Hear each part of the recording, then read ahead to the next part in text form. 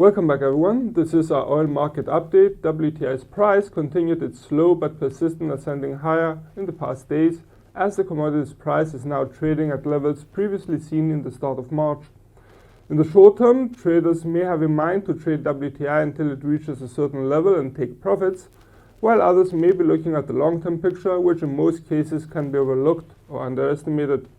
This report will detail some of the basic oil market drivers as well as help oil traders better grasp the current circumstances. At the end, our technical analysis aims to provide information on specific levels traders may be paying attention to. As always, we make a start with the weekly data relating to the oil market that may prove useful for further decision making. On the previous Friday, the US Baker Hughes released its oil rig count figure, indicating active rigs increased for the third consecutive week. Oil rigs rose by 12, reaching a total of 258. An increase in oil rigs in the past months supports the notion of increased demand.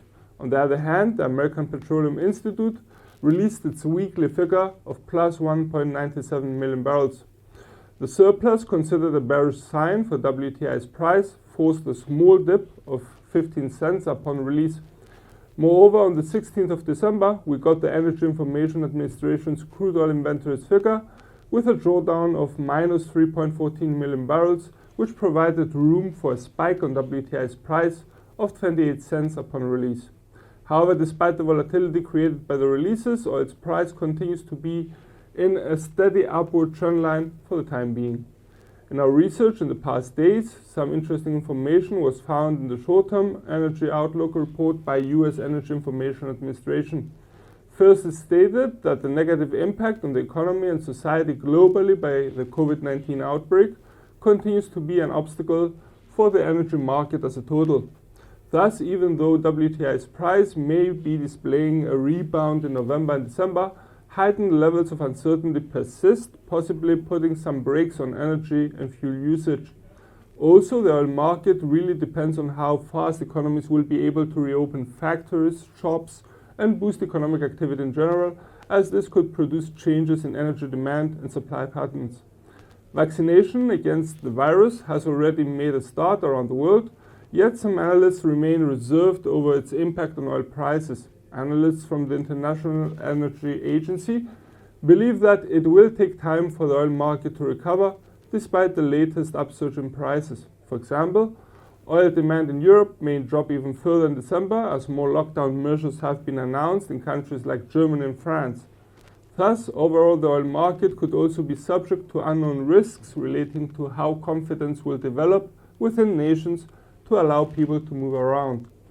As a closure and as an attempt to caution traders, Saudi Arabia confirmed that the negative impact from the virus globally has made predictions over the oil market difficult.